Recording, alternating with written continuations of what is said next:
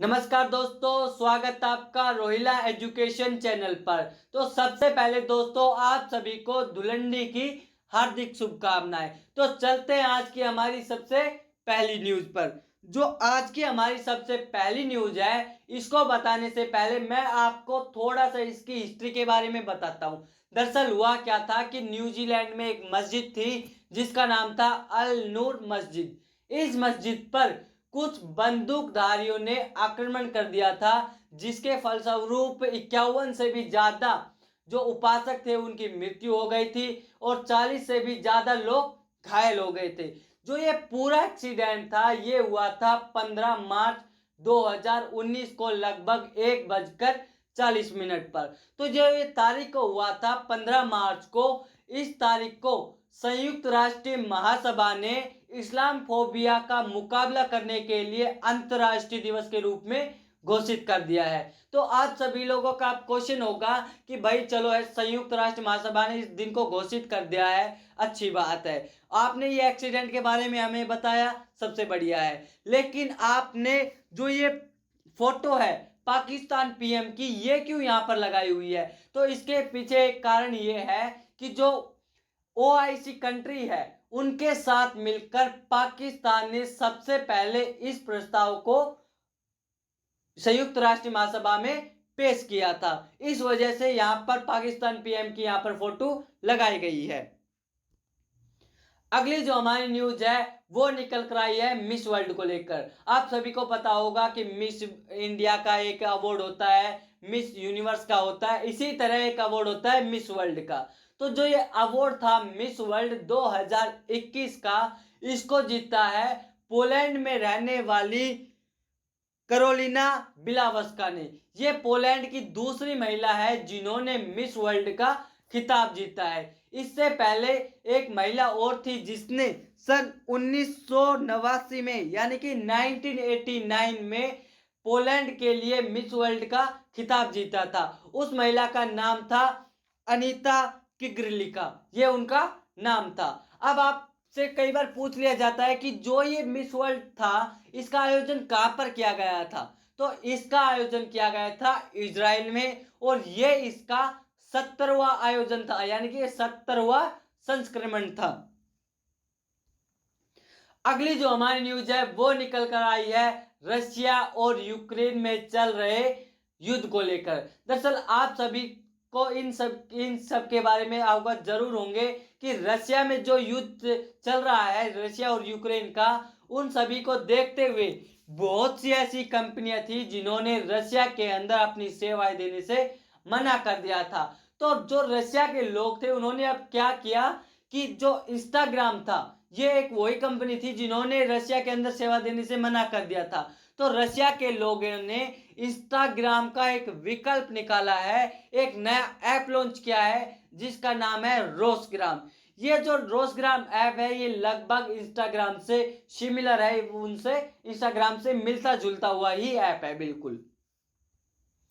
अगली जो हमारी न्यूज है वो निकल कर आई है साइबर सुरक्षा को लेकर। दरअसल आपने कई बार सुना होगा कि कभी कोई कंप्यूटर हैक कर लिया जाता है या फिर किसी देश के जो सीक्रेट होते हैं उस सभी को चुरा लिया जाता है हैकिंग के माध्यम से। जो अभी आपने हाल ही में इंडिया के बारे में भी सुना होगा कि इंडिया ने पाकिस्तान के पीएम के फोन तक को हैक कर लिया था।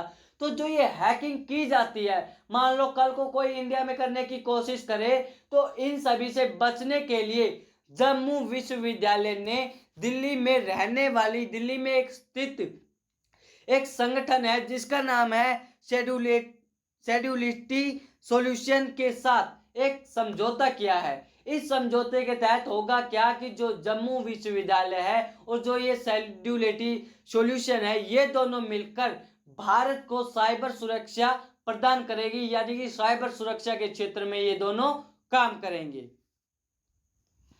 अगली जो हमारी न्यूज है वो निकल कर आई है हाल ही में हुए गोवा में आयोजित हुए 3 दिवसीय PACT 2030 सम्मेलन को लेकर। दरअसल जो ये सम्मेलन हुआ था इसका अभी समापन हुआ है, और इस सम्मेलन के समापन के बाद 20 से अधिक भारतीय निजी विश्वविद्यालय और HEI, जिसका मतलब होता है उच्च शिक्षण संस्थान।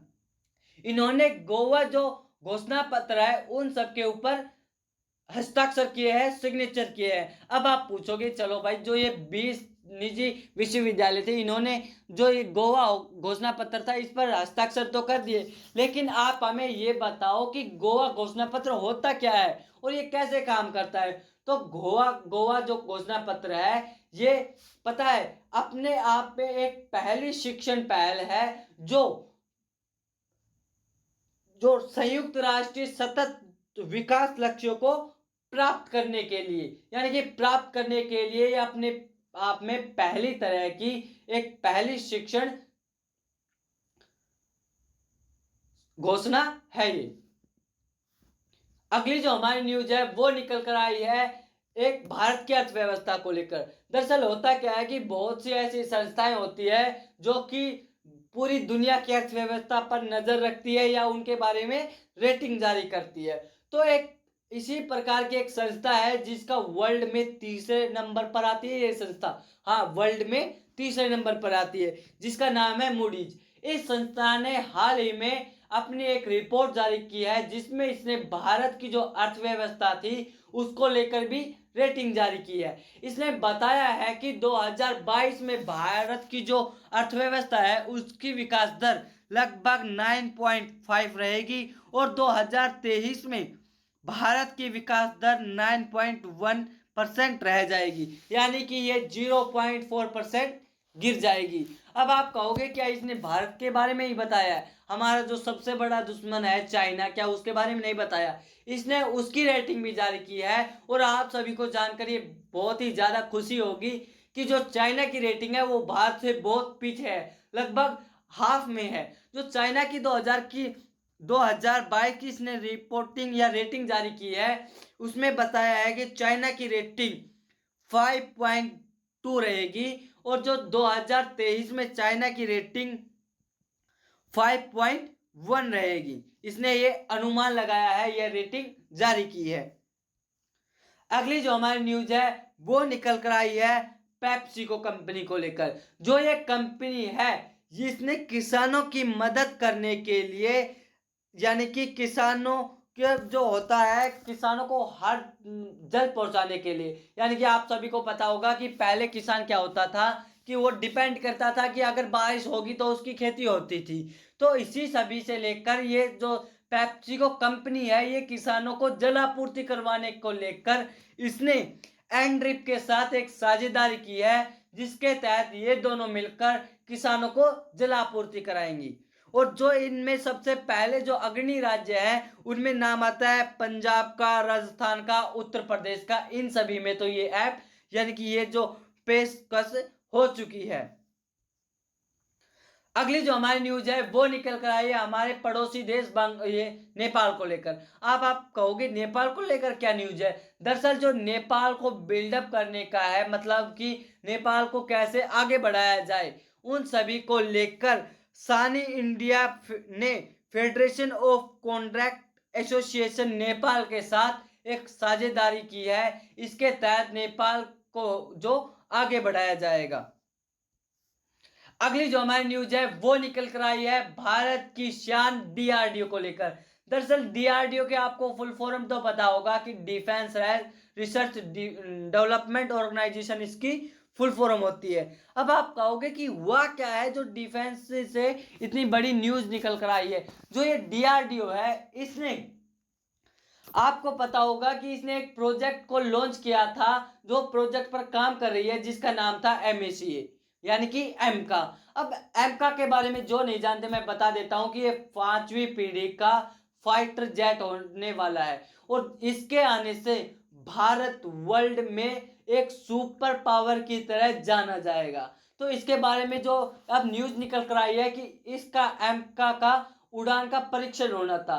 अब जो ये परीक्षण होगा इसके लिए डीआरडीओ ने 7 मंजिला इमारत का निर्माण किया है ताकि इसमें इसका सफलतापूर्वक परीक्षण कर लिया जाए। और हम सभी तो आशा करते हैं कि डीआरडीओ इस प्रोजेक्ट को जल्दी से जल्द कंप्लीट करे।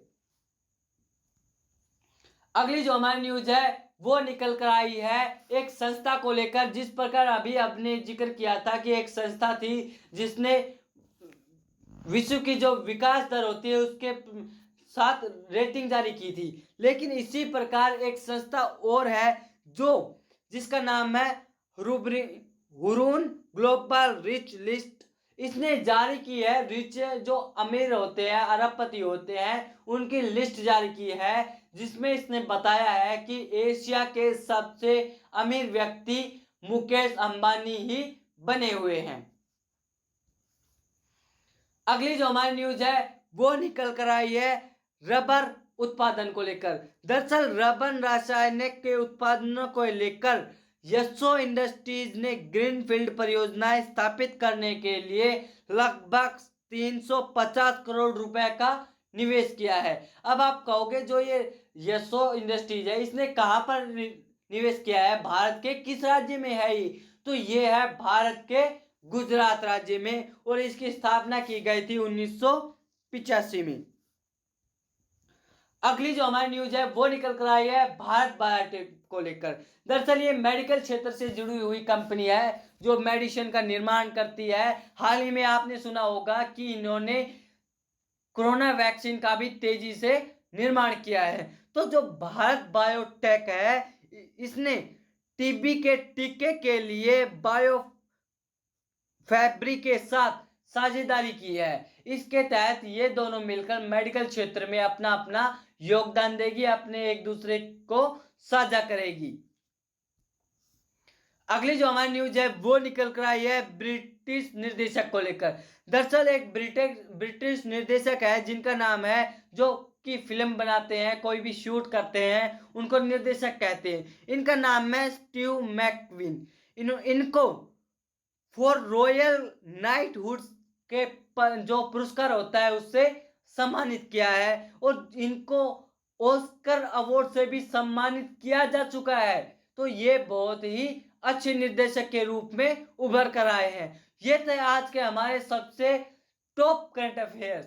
तो इसी तरह की करंट अफेयर्स की, डेली करंट अफेयर्स की वीडियो पाने के लिए आप हमारे चैनल रोहिला एजुकेशन को सब्सक्राइब जरूर कर ले, क्योंकि यहाँ पर आपको कंप्लीट न्यूज बताई जाती है जो रोजाना देश दुनिया में घटित होता है, उन सभी के बारे में जानकारी दी जाती है। अगर आपको न्यूज पता होगा, उसके बारे में उसकी हिस्ट्री पता होगा, तो आप क्या होगा कि जो आपके क्वेश्चन बनेंगे आने वाले एग्जाम में आप उसके क्वेश्चन लगा सकते हो। लेकिन अगर मैं आपको सीधे क्वेश्चन लगवा दूं तो आपको बहुत से ऐसे होंगे जिनको न्यूज के बारे में पता भी नहीं होगा। तो यहाँ पर हम न्यूज को डिस्कस करते हैं, उसकी हिस्ट्री को पढ़ते हैं। ठीक है, तो इसी को जानने के लिए आप हमारे चैनल रोहिला एजुकेशन को जरूर लाइक शेयर सब्सक्राइब कर ले। Thank you for watching video.